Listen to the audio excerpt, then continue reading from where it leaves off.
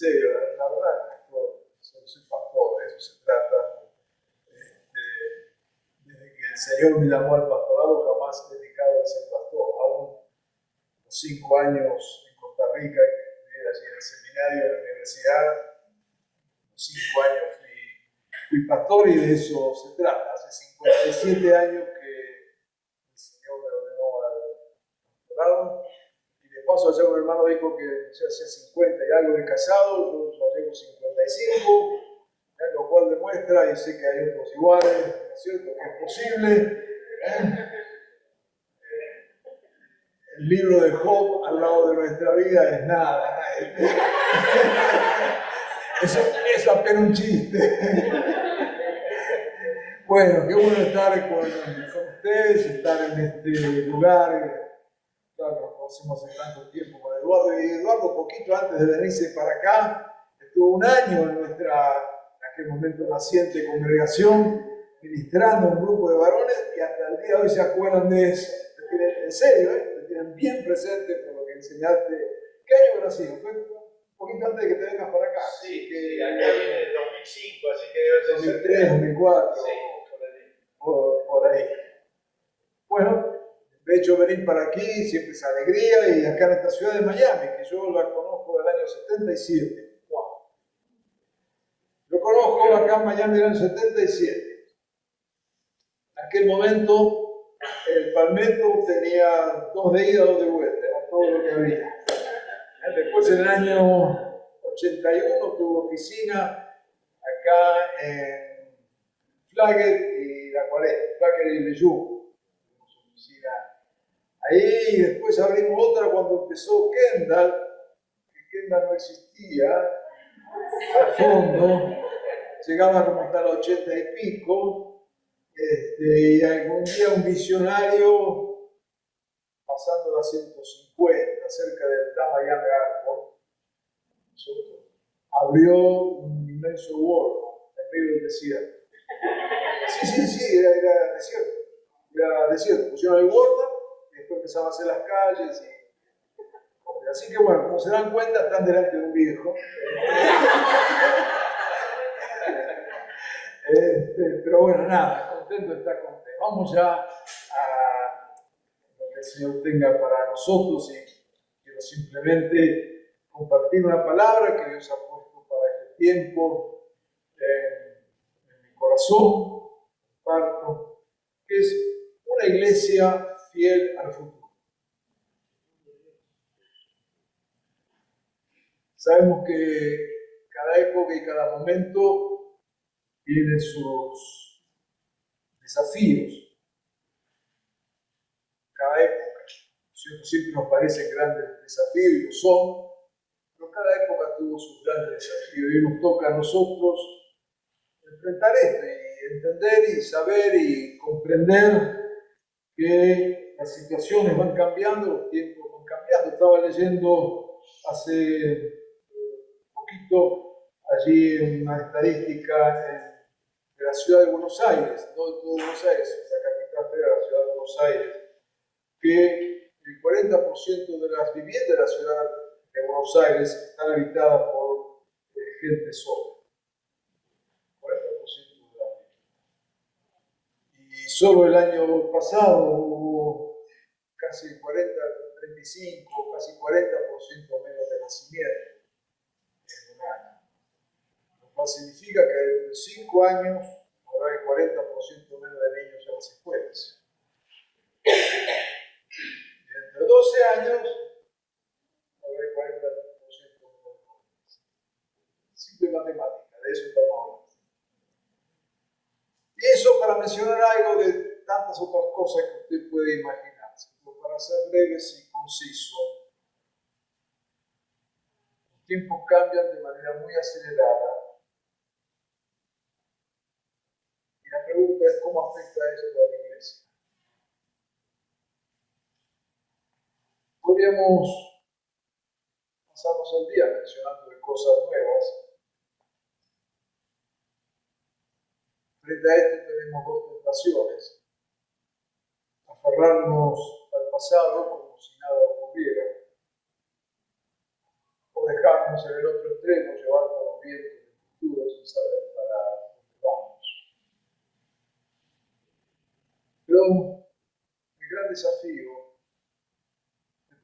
una iglesia pertinente, una iglesia que responde. Nosotros solemos decir que Jesús es la respuesta, pero el tema es cuál es la pregunta. Porque si no sabemos cuál es la pregunta, Jesús deja esa respuesta, no porque no sea respuesta. Porque entonces Jesús aparece dando respuestas a preguntas que nadie hace. El problema no es de Jesús. El problema es nuestro, que no sabemos hacer las preguntas. Porque mantenemos las mismas preguntas de siempre. No somos capaces de abrirnos al riesgo de las nuevas preguntas. Para que Jesús, que lo es, siga siendo.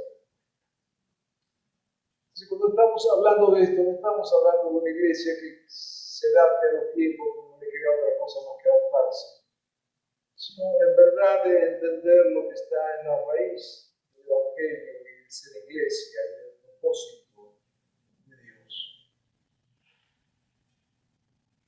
Dios sigue obrando, claro que sí.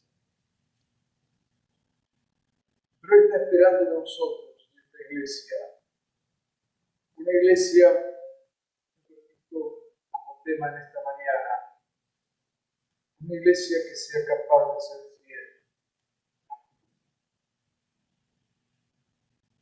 Allá en Mateo tenemos uno de los tantos textos, Mateo 4, que nos habla algo acerca de la vida de Jesús, que nos pueda servir de inspiración para lo que queremos decir en esta mañana. Dice allí 4, 12, 17, Mateo: cuando Jesús oyó que habían encarcelado a Juan, regresó a Galilea. Partió de Nazaret y se fue a vivir a Capernaum, que está junto al lago de la región de Zabulón y de Neftalí, para cumplir lo dicho por el profeta Isaías: tierra de Zabulón, tierra de Neftalí, desde el camino del mar al otro lado del Jordán, Galilea de los gentiles, el pueblo que habitaba en la oscuridad ha visto una gran luz. Sobre los que viven en la tierra de sombra de muerte, una luz ha resplandecido. Simplemente leo este texto para traer nuevamente a la memoria el hecho de que Jesús escogió vivir en esta tierra de Galilea. Podría haber escogido cualquier otro lugar para vivir, pero se fue para allí. Una tierra que, como relata acá, era tierra de sombra de muerte. Era la Galilea de los gentiles. Allí lo judíos eran todo medio mezclado. Era la tierra donde vivía la gente más pobre. Eran los lugares donde enviaban a los locos. Por eso había tantos locos y endemoniados en ese lugar. Yo era muy amigo de alguien que quizás alguno de ustedes conoció, el doctor Daniel Pinao, que fue pastor bautista y presidente del seminario bautista allí en Buenos Aires, y era psiquiatra. Y él me solía decir: mirá, Roberto, a veces hay algunas personas que no sabemos si están locos o endemoniados. Es una cuestión que es muy difícil discernir a veces, ¿cierto? No sabemos si sacarle el demonio o darle una pastilla. Pues bien, y era bautista. Algún día llegó a ser cristiano, pero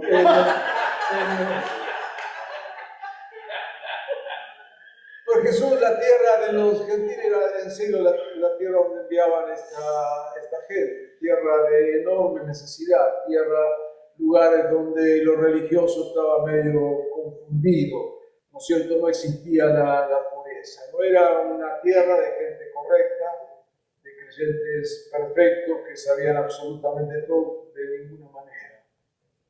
Pero Jesús escogió allí, en ese lugar tan incómodo, tan difícil, con tanta mezcla, que de hecho no tenía nada que ver con aquellos judíos puros, legalistas, que vivían en Jerusalén. Por eso cuando Jesús llega a Jerusalén, aquello que hemos recordado hace pocos días atrás, ¿cierto? Ya camino a la etapa final de su vida, dirá que viene acompañado de una gran compañía de gente que viene con él desde Galilea y vienen celebrando, creen que van a tomar el poder y el gobierno y el nuevo reino. Pero estos que venían con Jesús eran pecadores perdonados, prostitutas rescatadas, endemoniados liberados, ciegos sanados. Y esos son los que dan la gran bienvenida a Jesús. Era su gente. Jesús tuvo esa virtud de estar rodeado siempre de impresentables. Llegan a Jerusalén y celebran esa unidad. Poquitos días después Jesús va a morir. Los que los mandan a la muerte no son los mismos, es un error que se comete cuando se habla de estos textos. Es la misma gente que condena a Jesús lo que le recibieron. Bien malo.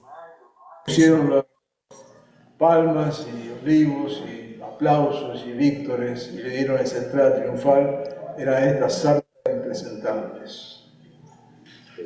Después los buenos, los santos, los fariseos, los saduceos, los que vivían la fe lavada y planchada, son los que lo mandan a la cruz. No son los mismos. No son los mismos. Unos venían profundamente agradecidos. Siento que me enterran. Que sabían y reconocían de dónde los había sacado Jesús. Los otros no. Los otros eran evangélicos tradicionales que vivían como se tiene que vivir. Estamos en estas nuevas realidades y somos iglesia. Allá en el libro de Hechos, y yo por una cuestión de tiempo no voy a leer todo, pero recuerdan el caso, ¿no es cierto?, de cuando Pedro está en esta lucha de qué hacer con su religión y con su fe y con sus creencias y con todo lo que había aprendido, y ahora enfrentarse a las nuevas realidades. Y es interesante aquella visión, todos conocemos cuando bajan los animales impuros y demás, aquella expresión que viene de parte del cielo, de no llamar inmundo aquellas cosas que el Señor había santificado. Dice allí en el último versículo, el siglo 28, dice Pedro, pero Dios me ha hecho ver que a nadie debo llamar impuro o inmundo. Pedro, ¿de dónde sacaste esto? ¿Quién te dijo, Pedro, que esto era común e inmundo? ¿Y sabés quién me lo dijo? Me lo dijo Dios. Porque lo que Pedro creía y lo que Pedro afirmaba y lo que Pedro decía, eso es lo que está en el Antiguo Testamento, que nosotros somos el Antiguo Testamento, pero esos son los relatos. ¿Quién le dijo que no tenía que comer cerdo? ¿De dónde salió eso? Y Dios lo dijo. ¿Quién le dijo que tenía que lavarse las manos para comer? ¿De dónde sacó esa locura? Está en la ley. ¿Y quién dijo que a una mujer sorprendida en adulterio no hay que apedrearla? Si la ley dada de Dios dice que hay que apedrearla. Por supuesto, se apedrea a la mujer, no al hombre, porque el hombre es santo, bueno. La única que peca es la mujer.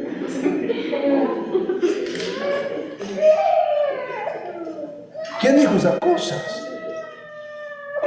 ¿Qué tenía de malo lo que estaba diciendo Pedro? Pedro estaba afirmando lo que la misma Biblia dice. No lo inventó. No fue un ataque de locura diabólica. Era pura Biblia. Pero ahora viene y cambian las preguntas. Cambian las preguntas. Ya no eran los habitantes de Jerusalén, ni de Israel. Ahora se nos metieron los gentiles, con otras costumbres, con otras maneras de entender la vida, con otros desafíos. Y el fiel Pedro tiene que reconocer que frente a estas nuevas cosas Dios le ha hecho ver que tiene que cambiar de paradigma, que tiene que cambiar de mirada. Lo divino viene ahora en envase gentil. Hace poco tiempo, fue antes de la pandemia, disculpe, poquito antes de la pandemia, estaba... Podés ponerte eso en el bolsillo si querés. Eso que cuelga para No que me no te molesta, pese. para la foto no hay problema, ¿no? Estaba en el Líbano, estaba hablando con los hermanos del Seminario Bautista, allí en el Líbano, un muy buen seminario, y me estaban compartiendo ellos el desafío que estaban enfrentando. Tenían más de 1,5 millones de refugiados de Siria viviendo en el Líbano, y las iglesias allí en el Líbano estaban haciendo un trabajo excelente en medio de los refugiados sirios, que eran refugiados sirios de religión musulmana. Y se estaba dando el hecho de que muchos de estos musulmanes sirios se estaban convirtiendo a Jesucristo a partir de las obras que hacían las iglesias, o sea, cómo las iglesias atendían a los refugiados, o sea, las obras de amor que las iglesias cristianas hacían en medio de los refugiados sirios, traía como resultado que muchos de estos refugiados aceptaran a Jesús. Pero había un problema. Ellos dijeron, y le decían, y estaban tratando de ver cómo resolvían esto.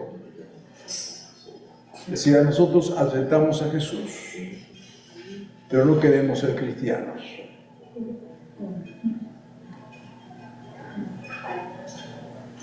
Yo tengo un pensamiento, no se lo diga a nadie, desconecten el aparato este.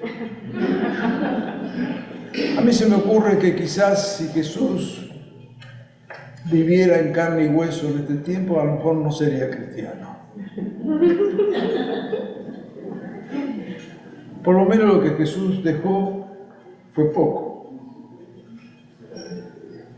Nos dejó un mandato, vayan, hagan discípulos de Jesús. De Jesús.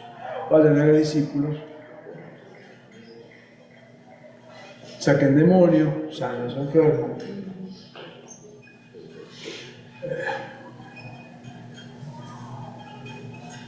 Ámense. Recuérdenme de vez en cuando. Pan, vino. Y me voy. ¿Cómo que te va? Y me voy. ¿Y cómo se hace esto? Ah, qué sé yo. Y ahí empezamos. Con lo poquito que teníamos. Y fuimos armando el gobierno de la iglesia, lo fuimos armando, copiando de los modelos del Imperio Romano. Ahí vamos a ver qué hacemos con esto. Y menos mal que nos dio el Espíritu, ¿no es cierto?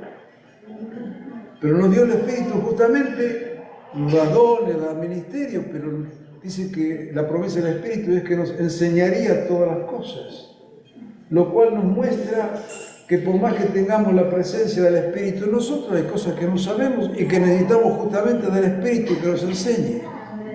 Los nuevos desafíos, las nuevas respuestas frente a las nuevas preguntas. Para eso necesitamos al Espíritu. Si ya tuviéramos todas las respuestas, no necesitamos al Espíritu. Con Google sería suficiente. Más hoy con la inteligencia artificial, calcule para qué queremos al Espíritu.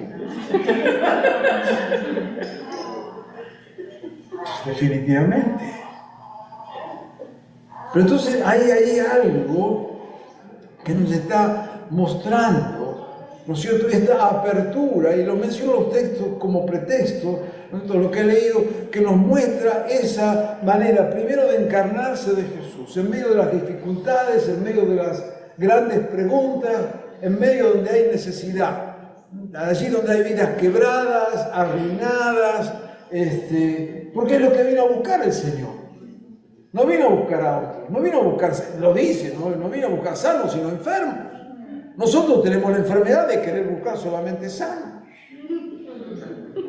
en vez de tener los brazos abiertos, para que en verdad seamos una iglesia que sepamos abrazar y recoger, después lo hacemos santo, tranquilo. Pero a veces queremos que la gente sea santa primera para después incorporar a la iglesia. No tenemos nada, y no quiero ser ofensivo con nada, pero en toda la pelea con el tema del aborto y demás, hay algo que a mí no me cierra. Esto de decirle asesina abortista, vení que Jesús te ama. Me parece que nos falla algo en el lenguaje. Todo. Que toma a favor del aborto. Dijimos, pavada, somos grandes y sabemos dónde estamos cada uno. La vida primero y la defensa de la vida, y se lo firmo, no hay problema. Ahora, ¿cómo nos comunicamos? ¿Cómo abrazamos? ¿Cómo recibimos? Para que después Jesús transforme la vida. Yo no estoy hablando de ponernos del lado del pecado, de la muerte, no. Pero del lado de las personas. Ahí. A veces andamos tan preocupados espiritualmente, vamos a buscar a Dios.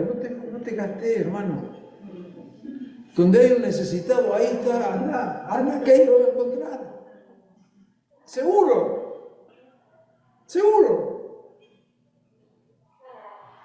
Donde hay una vida quebrada, ahí está Jesús, ahí va a estar. Porque está ahí para sacarlo. No podemos desde nuestra bendita santidad entender tantas vidas quebradas. Tenemos que abrirnos, pero abrirnos en serio, con profundo amor. Nuestra fe tiene que transformarse en esos abrazos enormes. Una iglesia fiel al futuro, una iglesia fiel al pasado, es cuando la tradición es más importante que la revelación. La revelación me habla de algo que Dios se va revelando, se va mostrando, vamos conociéndolo. Necesitamos del auxilio del Espíritu. La tradición tiene todo cerrado, perfecto, armado, explicado, entendido.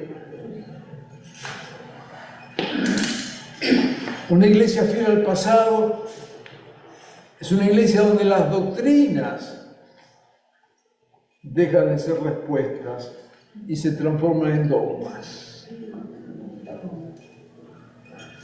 En el dogma está todo perfectamente acomodado. El único problema es que la vida no es así. El pasado nos da identidad, pero no nos define el futuro. Decir que siempre fue así o que siempre lo hicimos así no es ninguna virtud, es una pérdida de tiempo. Fidelidad al pasado solamente te clausura el futuro. Aferrarse al pasado te da seguridad, pero te cierra a los riesgos de lo nuevo. El pasado confunde la fidelidad a las tradiciones con la fidelidad a Dios. Cuando Pedro era fiel al pasado, entró en conflicto con la fidelidad de Dios. Por eso los fariseos, y uso fariseos simplemente como una descripción, nada despectivo, porque era gente que honestamente quería agradar a Dios en todo. Por eso entra en conflicto Jesús. y lo acusan de no cumplir la ley. Y Jesús dice, no se equivoquen, yo he venido justamente para cumplir, pero ¿cómo vas a cumplir si estás haciendo otra cosa? Es que Jesús cumplía el espíritu de la ley. Y esto es fácil de entender. Una luz, un semáforo, está prohibido cruzar el rojo. ¿Por qué? Porque alguien se levantó un día y dijo, vamos a prohibir algo, vamos a ver cómo molestamos a la gente que maneja. ¿Qué podemos hacer? Y vamos a prohibir que ponemos una luz roja y decimos, está mal pasar por la luz roja. No, no fue así. Hay una luz roja que nos ayuda, ¿no es cierto?, con el tránsito, en el manejo, en la conducción, porque si pasamos los dos al mismo tiempo por el mismo lugar, vamos a chocar. Ahí va a salir un muerto. Entonces, ¿cuál es el espíritu de la ley del semáforo, de la luz roja? El espíritu de eso es conservar la vida. Porque si respetamos eso, vos conservas tu vida, yo conservo mi vida. ¿Cuál es el espíritu? ¿Es molestar? No, no es molestar a la gente. ¿Es legalismo? No, no es legalismo, es conservar la vida. Ok, ¿estamos de acuerdo en eso? Estamos de acuerdo. Entonces yo ahora te hago una pregunta. Tu hijo, tu esposa, tu esposo, lo que sea, está con vos y le agarra un infarto o una ACV. Lo cargas en tu carro y tú vas al hospital. ¿Vas a parar 10 minutos en el semáforo rojo o vas a seguir de largo? Vas a seguir de largo, y si no, sos inhumano. Ahora, violaste la ley. Pero ¿cuál era el espíritu de la ley? Salvar vida. Salvar vida. Está bien, esta vez voy a violar la ley porque justamente estoy cumpliendo con el espíritu de la ley, que es salvar una vida. Y es lo que Jesús decía. No, yo no vine a cruzar los semáforos en rojo, pero me estoy llevando a uno que se está muriendo. Disculpame que esta vez lo cruzo. Entender esto desde la fe. Por eso Jesús decía, así le fue dicho, pero yo les digo. Dios nos desafía, amados hermanos, a ser una iglesia con la mirada hacia adelante, donde las personas sean más importantes que las instituciones, donde el amor sea más importante que la doctrina y donde las relaciones sean más importantes que los ritos. ¿Significa esto que vamos a despreciar el pasado? No, de ninguna manera. De ninguna manera.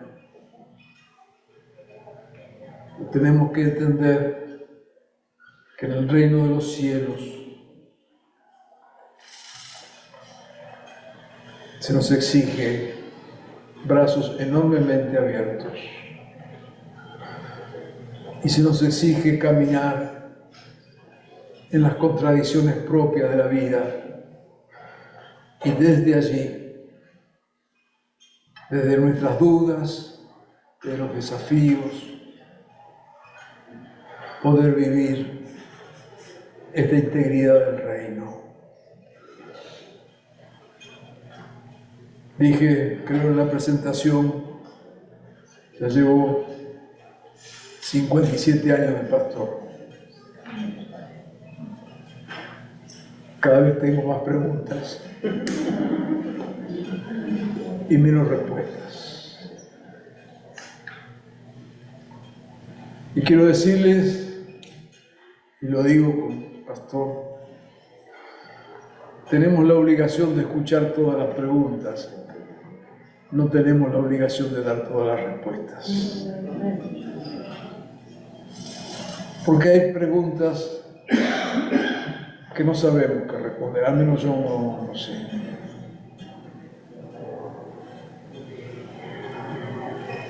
Cuando viene una madre llorando porque se le murió un niñito de 2 años, pastor, porque, no tengo la mínima idea. No tengo la mínima idea. Ni quiero inventar una respuesta. Sería desleal. sería ofensivo, sería inhumano. No sé. Soy simplemente pastor, no soy abogado defensor de Dios, no me contrató para eso. Preguntas. No tenemos miedo a las preguntas. Una iglesia fiel al futuro, que mira hacia adelante, apreciando toda la tradición, por supuesto, no hacemos del aire, apreciando todo lo que tenemos detrás, valorando todo lo que tenemos detrás, lo que hemos aprendido, lo que sabemos, los modelos, aferrándonos a todo eso. Pero si eso es el lastre, si mi mente se quedó atrapada en mis experiencias pasadas, si no soy capaz de abrir mi mente, mi corazón, mis brazos a nuevas realidades, nuevas maneras de ser familia, nuevas maneras de vivir. Hablaba ayer con una de mis hijas, acá, hablando del tema de una de sus hijas, nieta, que andaba ahí con una cosa que quería comprar, no sé qué porquería era, qué cosa ahí. Y porque lo había visto, ¿no es cierto?, un influencer le había dicho, yo decía, qué drama, en serio, qué drama hoy, que los más jóvenes, y no lo digo como viejo, soy viejo, ya se dio cuenta, pero no es de ahí donde hablo, no es de ahí donde hablo, ¿no es cierto?, que esperan que alguien en las redes le diga lo que tiene que comer, o lo que tiene que comprar, o lo que tiene que hacer. Anda a comprar esto a tal negocio, en tal esquina, antes de las 10 de la mañana. ¡Qué terrible! Vidas que se forman abierto a ver qué dice el otro lo que tiene que hacer. Ok, es el mundo que tenemos. ¿Tendrá el Evangelio algo que ver con esto? ¿Podremos hacer algo con esto? ¿Dios te podrá hacer algo con esto? ¿Cómo que no? Amados, en esta mañana yo quiero desafiarles en esto, a que en verdad podamos ser una iglesia expectante por lo que Dios quiere hacer. Gracias por todo lo que hizo. Pero Dios no se queda en el monte, Dios es el río que nos muestra allí Ezequiel. ¿Recuerdan el texto de allá, no es cierto? Cuando el capítulo anterior de Ezequiel acaban de construir el templo. Acaban de reconstruir el templo de Jerusalén. Templo que habían perdido, templo que había sido derribado, quemado, todo lo demás. Y ahora vienen entonces y quieren reconstruirlo. Y Dios les da la posibilidad de reconstruirlo. Y terminan de reconstruir el templo. Todo el concepto era, hagamos el templo, Dios está acá. Siempre quisimos manipular a Dios, ¿cierto? Todavía hay iglesias que piensan que cuando Jesucristo venga va a venir a donde están ellos. Espectacular. No saben que viene acá. No saben, eso iba a decir, justamente no saben que viene acá. Se le están perdiendo, Esta cuestión de tener encerrado a Dios, de tener manipulado a Dios, de pensar que tenemos todas las bendiciones, toda la sabiduría, toda la gracia, toda la unción, que somos campeones. Olvidemos, no. Dios se nos escapa de las manos. Dios se nos va. Terminan el templo. Ahora lo habían reconstruido, Dios le proveyó las cosas, todo espectacular. Y hacen la gran celebración de rededicación del templo, acá está. ¿Y qué pasa en el capítulo siguiente de Ezequiel? ¿Qué dice Dios? Muchachos, ¿están contentos con el templo? Sí, espectacular. El lugar santísimo nos quedó de primera. Ponemos ahí el arca, todo. Está todo, Dios, le pusimos aire acondicionado en este templo nuevo, va con aire acondicionado, todo. Ezequiel 37, ¿qué dice? Ok, muchachos, ¿están contentos? Espectacular, nos salió. Tengo una noticia. Yo me voy. ¿Cómo que te va? Y decimos todo esto. ¿Qué dice el texto? Por el umbral del templo, la presencia de Dios se fue como un río. Dice, cuanto más lejos estaba del templo, más profundo estaba el río. Para algo acá no cierra. Y sigue diciendo que la vida estaba al lado del río. Y que cuanto más lejos estaba del templo, más profundo era el río, más vida había. Pero pará, Señor, ¿nos hiciste gastar esta fortuna?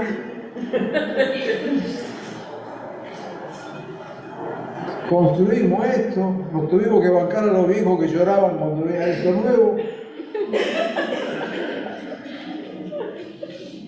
Y ahora te vas. Y me voy. ¿Usted pensaba que yo me iba a quedar acá?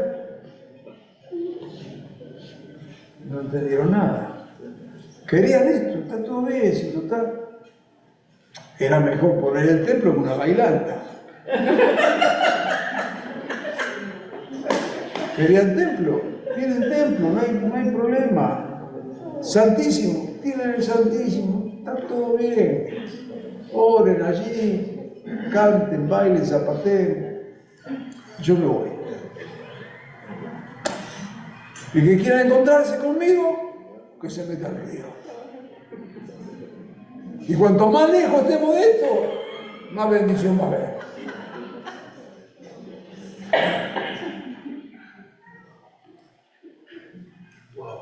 Es un desafío para la iglesia. A sacudirnos, a movernos, a animarnos a lo que no podemos manejar. Ya termino. Una iglesia fiel al futuro será una iglesia profética, como la de siempre, incómoda, contestataria, a partir de los valores del reino.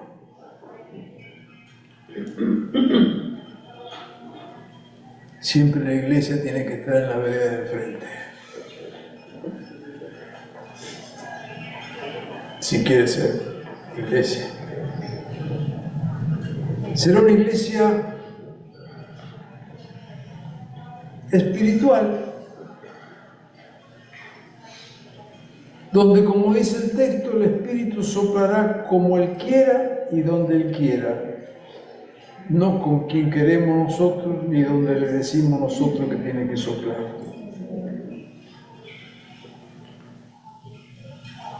Será una iglesia de sueños y visiones, lo que Dios da, no lo que se nos ocurre. Ese falso evangelio, usted sueñe que Dios te lo va a dar. ¿Quién te dijo eso? Suena espectacular. Lamento yo todo eso, parva de libros escritos sobre esta mentira. Negocio, yo no me meto con negocio de libros. Yo me salí de eso hace rato. No me meto con eso. ¿Pero qué sí?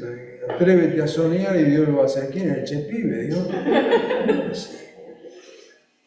Ahora, que Dios va a cumplir los sueños que le pone, no tengan la menor duda. Para que Dios va a cumplir tus sueños. ¿Y quién sos vos?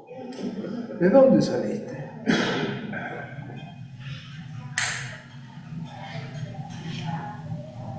Una iglesia que en verdad cree que Dios sigue siendo Dios.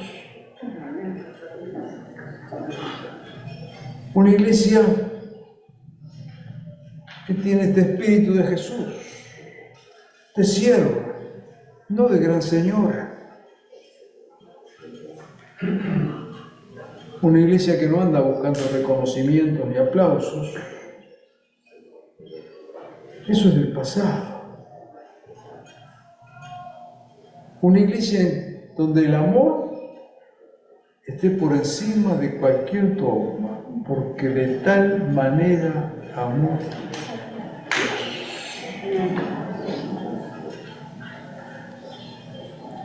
¿Será por eso que Jesús nos dejó el mandamiento de amarnos y no de andar respetando nuestras teologías? Se lo dice un teólogo.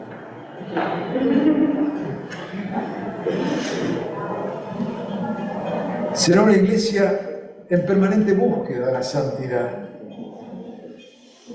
porque esta santidad no le vino envasada, era una tradición.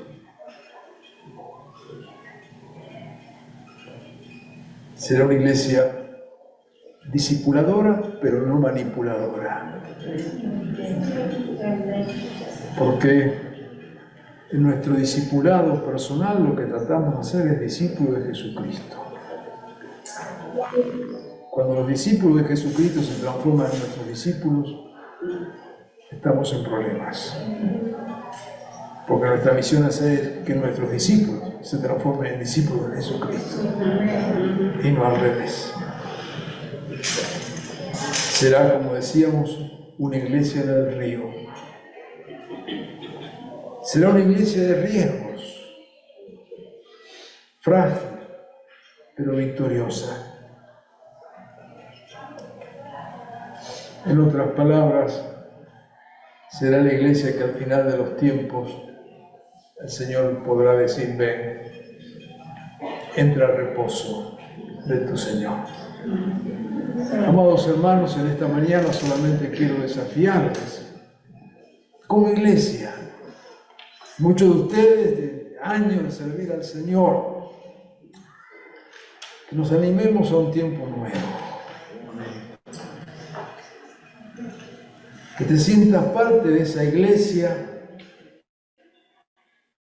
de enormes brazos abiertos. Que pueda ser esa iglesia llena de preguntas. No está mal, no es falta de fe, es apertura al espíritu. Pues cuantas más cosas sabemos nosotros, las sabemos y las tenemos encerradas, atadas, aprendidas y completas, menos necesitamos el espíritu. Pues ya las sabemos todas. Pero cuando en verdad nos vemos frágiles, entonces nos hacemos fuertes en Él. Pues como dice el texto, todo lo puedo en Él que nos fortalece. Una iglesia donde el amor nos lleve a vivir una palabra viva de Dios, donde en verdad podamos no tenerle miedo a ninguna pregunta, a ningún desafío, sino simplemente tomarnos de las manos del Señor y vivir fielmente. De eso se trata. Y esta simple palabra quiero desafiarte en esta mañana, para que puedas abrir tu mente y tu corazón y lanzarte en fe a lo que el Señor tiene. Damos gracias por todo lo que hemos recibido, aprendido y vivido. Pongamos todo eso en el altar del Señor. Amén. Y animémonos a zambullirnos en el río de Dios. Termino con la palabra que conocemos de memoria, pero que quiero compartirla como una invitación más en esta mañana. El glorioso texto de Isaías 60. Iglesia, levántate y resplandece, que tu luz ha llegado. La gloria del Señor brilla sobre ti.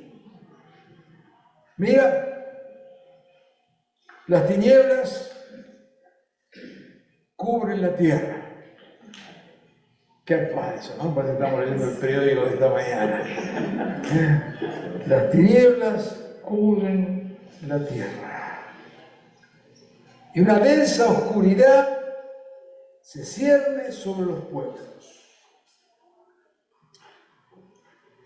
Pero, amada iglesia, la aurora del Señor brillará sobre ti.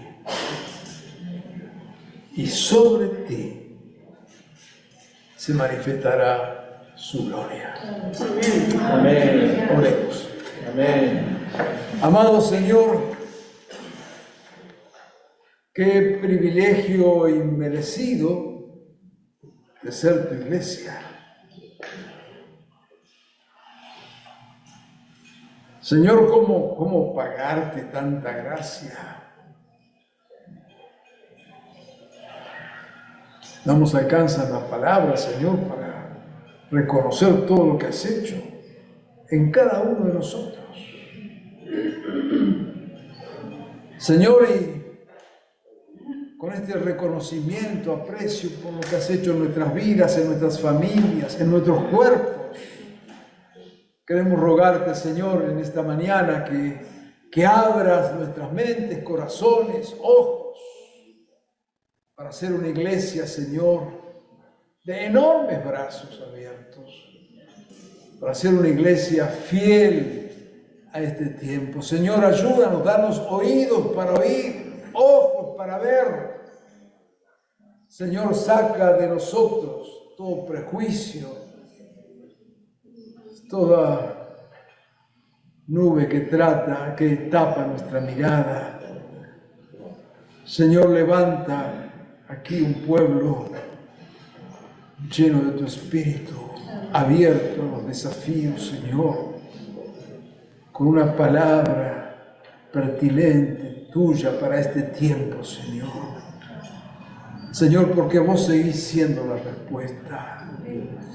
Señor, pon en nosotros esta actitud y esta mente abierta, de total dependencia de tu espíritu, Señor, para que en verdad, Señor, seamos un pueblo que no solamente habla de ti, que vive, Señor, el amor y la verdad de tu evangelio. Señor, ponemos cada una de nuestras vidas en tus manos y esta preciosa congregación las ponemos, Señor, allí a tu servicio.